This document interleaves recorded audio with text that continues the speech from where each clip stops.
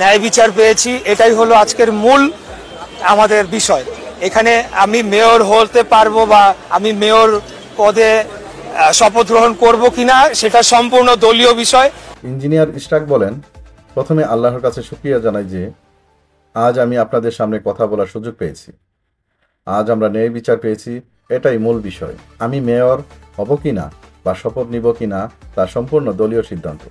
আমি বাংলাদেশের জাতীয়তাবাদী দলের প্রার্থী হিসেবে 2020 সালে 1 ফেব্রুয়ারি ঢাকা দক্ষিণ সিটি কর্পোরেশন নির্বাচনে ধানের শীষ প্রতীক নিয়ে প্রতিদ্বন্দ্বিতা করেছি। সেই নির্বাচন সম্পর্কে গোটা দেশ দেখেছে যে কিভাবে ভোট ডাকাতি হয়েছে। নির্বাচনের আগে থেকে আমাদের প্রচারণায় নানা বাধা সৃষ্টি করা হয়েছে। কাউন্সিলর প্রার্থীদের গ্রেপ্তার, প্রচার মাইক ভাঙচুর, পোস্টার ছেঁড়া, এমনকি আমার নির্বাচনী মিছিলে হামলা চালানো হয়েছে। নির্বাচনের দিন সকাল 9:30টায় আমি বিভিন্ন কেন্দ্র গিয়ে দেখেছি কেন্দ্রগুলো তখনও খোলা হয়নি। সামান্য কিছু সময় কেন্দ্র খোলা রেখে পরে সেগুলো বন্ধ করে দেওয়া হয়।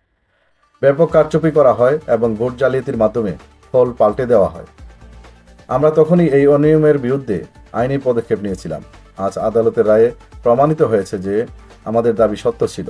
আমি চাই বাংলাদেশের সর্বস্তরে ন্যায় বিচার প্রতিষ্ঠিত হোক। স্বৈরাচারী ও ফ্যাসিবাদী শাসনের পতনের পর আমরা একটি সুষ্ঠু বিচার ব্যবস্থা নিশ্চিত করতে চাই, যাতে প্রতিটি নাগরিক তার ন্যায্য অধিকার ফিরে পায়। আমাদের নির্বাচন কমিশন বারবার বিতর্কিত ভূমিকা পালন করেছে। অতীতের রাকিব কমিশন, হুদা কমিশন সহ যারা সাংবিধানিক দায়িত্বে ছিলেন তারা তাদের দায়িত্ব যথাযথভাবে পালন করেননি।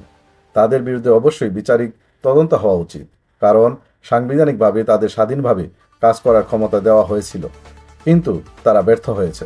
আজকে এই ন্যায় বিচারের মধ্য দিয়ে আমাদের গণতন্ত্র পুনরুদ্ধারের প্রতিক্রিয়া শুরু হয়েছে, যা আমরা অব্যাহত রাখব।